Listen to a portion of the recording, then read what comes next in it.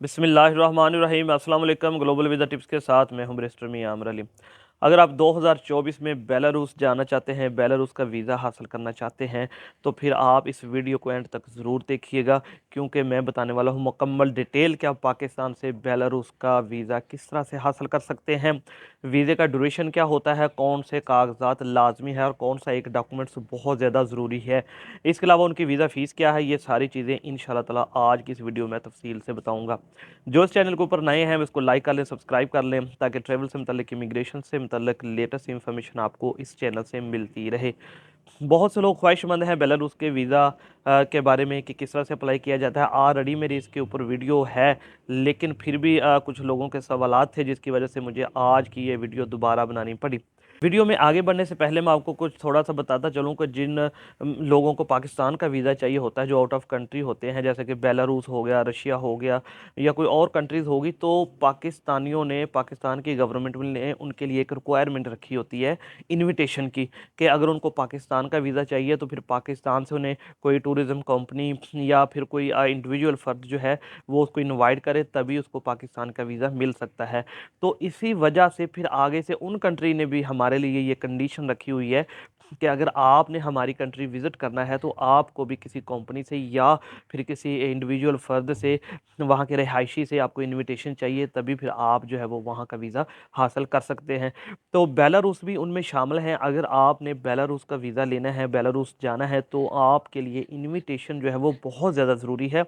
आप इनविटेशन के बगैर वहाँ का वीज़ा अप्लाई नहीं कर सकते। अगर आप इनविटेशन के बगैर वीज़ा अप्लाई करेंगे तो फिर आपका वीज़ा जो है वो ग्रांट नहीं होगा। अब आते हैं जी मेन टॉपिक के ऊपर। ये तो मैंने सिर्फ इसलिए बताया क्योंकि बहुत से लोग इस चीज़ से परेशान थे कि इनविटेशन क्यों ज़रूरी है, तो उसकी मैंने थोड़ा सा उसकी वजाहत कर दी। चलिए अब आते हैं जी, आपने वीज़ा कैसे हासिल करना है। देखिए, जो एक बात तो ये क्लियर होगी कि इनविटेशन के बगैर आपको वीज़ा नहीं मिल सकता। उसके अलावा भी कुछ डॉक्यूमेंट्स ज़रूरी होते हैं, जिनमें सबसे पहले तो आ गए आपके आइडेंटिफिकेशन डॉक्यूमेंट्स, जिसके अंदर आपका पासपोर्ट आएगा, आपका आईडी कार्ड, इसके बाद आपका आएगा एफआरसी, और फिर साथ में फ़ोटोग्राफ्स। ये तो आपके आइडेंटिफिकेशन डॉक्यूमेंट्स हो गए। अब इसके लिए आपको करैक्टर सर्टिफिकेट की भी ज़रूरत होती है, जो कि अक्सर पुलिस खिदमत मरकज़ जो बने हुए हैं वहाँ से आपने लेना होता है। इसके अलावा फिर आ जाएगी आपकी बैंक स्टेटमेंट। बैंक स्टेटमेंट बहुत ज़्यादा ज़रूरी है। बैंक स्टेटमेंट के बाद आएगा आपका अकाउंट मेंटेनेंस लेटर। अगर बिज़नेस करते हैं तो टैक्स रिटर्न, साथ में एनटीएन भी आपका लगेगा। कंपनी की रजिस्ट्रेशन भी अगर आपने करवाई हुई है तो वो भी साथ में लगेगी। अब नेक्स्ट, वो लोग जो जॉब करते हैं और विज़िट करना चाहते हैं बेलारूस, उनके लिए ज़रूरी है कि वो अपनी 6 माह की सैलरी स्लिप लगाएँ, और इसके अलावा वो कंपनी से एनओसी लेटर भी साथ लगवाएँ। अगर एनओसी नहीं है तो फिर वो एम्प्लॉयमेंट लेटर भी साथ में ऐड कर सकते हैं। बैंक स्टेटमेंट में आपका क्लोजिंग बैलेंस जो है वो 10 से 12 लाख रुपए होना चाहिए। इससे कम बैलेंस के साथ आपने वीज़ा अप्लाई नहीं करना, क्योंकि आप टूरिज्म के पर्पज़ के लिए वीज़ा अप्लाई कर रहे हैं, तो आपने उनकी रिक्वायरमेंट पूरी करनी है ताकि आपको 100% वीज़ा ग्रांट हो जाए। ये जो मैं सारी रिक्वायरमेंट बता रहा हूँ, अगर ये पूरी है तो इंशाल्लाह ताला 100% वीज़ा ग्रांट होगा। इसमें रिजेक्शन के कोई किसी किस्म के कोई चांसेस नहीं हैं। अच्छा जी, अब आ जाते हैं जी फ्रीलांसर्स, जो मेरे भाई करते हैं, ना वो जॉब कर रहे हैं, ना वो बिज़नेस करते हैं। तो फ्रीलांसर जो होते हैं उनके लिए वो एक एफिडेविट लगता है, जिसके ऊपर वो लिखते हैं कि फ़लाँ फ़लाँ प्लेटफ़ॉर्म के ऊपर वो फ्रीलांसिंग कर रहे हैं, और इसके अलावा वो जो उनकी पेमेंट्स आती हैं वहाँ से, उनकी रसीद भी, उनकी कॉपीज़ भी साथ में अटैच करते हैं, ताकि हम उनका जो प्रूफ़ ऑफ इनकम है वो उनको वाज़िह हो जाए कि उनको पैसे कहाँ से आ रहे हैं। बाकी वो अपनी पर्सनल बैंक स्टेटमेंट साथ में लगाएँगे। तो ये तो डॉक्यूमेंट्स तो हो गए जो कि नेसेसरी हैं। इसके बाद फिर वो जो इनविटेशन आएगा, उसके 3 लेटर्स होते हैं जिनमें उन्होंने आपको इनवाइट किया होता है, एक होटल होता है, ठीक है? और बताया होता है कि आप किस पर्पज़ के लिए आ रहे हैं। वो 3 पेपर साथ में लगेंगे, और इसके अलावा आपकी एयरलाइन की टिकट लगेगी। तो ये आपके कंप्लीट डॉक्यूमेंट्स हो गए। इनके साथ अगर आप बेलारूस का वीज़ा अप्लाई करें तो इंशाल्लाह ताला 100% आपको वीज़ा जो है वो ग्रांट हो जाएगा। पुलिस करैक्टर सर्टिफिकेट जो है वो आपने वेरीफाई करा लेना है मुफा से, ठीक है?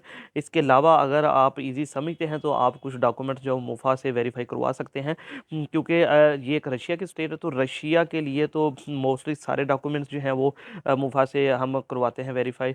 मुफा की स्टैंप लगवाते हैं तो फिर ही वीज़ा अप्लाई होता है, लेकिन बेलारूस के लिए एक तो डॉक्यूमेंट्स भी करवा लें तो तब भी आपका वीज़ा जो है वो ग्रांट हो जाएगा। चलिए, इस सारी वीडियो में जो मेन चीज़ थी वो था इनविटेशन लेटर। अब जो सबके ज़हन में सवाल है कि इनविटेशन लेटर कहाँ से मिलेगा। देखिए, हम भी पहले बेलारूस के इनविटेशन मंगवाते थे और उनके ऊपर वीज़ा अप्लाई करवाते थे, लेकिन फिर दरमियान में कुछ स्कैम्स आ गए, तो इस वजह से हमने वो छोड़ दिया। अब हमने फिर कुछ वेबसाइट ढूंढी है, बल्कि एक दो वीज़ाज भी अप्लाई करवाए हैं, और कुछ लोगों ने भी हमें रिव्यूज़ दिए हैं जिन्होंने ये कुछ लिंक्स हैं उनके ज़रिए से इनविटेशन मंगा कर वीज़ाज अप्लाई किए हैं।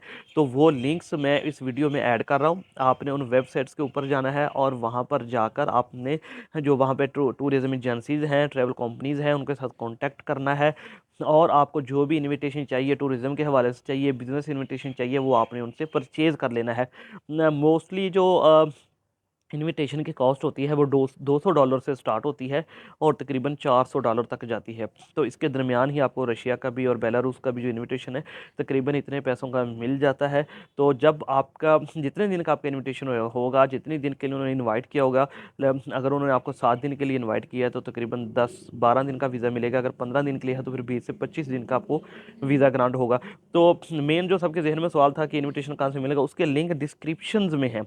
तो आप डिस्क्रिप्शन में जाएँ, उन लिंक के ऊपर जाएँ और वहाँ पे उनसे कॉन्टैक्ट करके आप जो है अपना इनविटेशन मंगा कर बेलारूस का वीज़ा खुद अप्लाई कर सकते हैं। आपको किसी किस्म की परेशानी इंशाअल्लाह ताला नहीं होगी।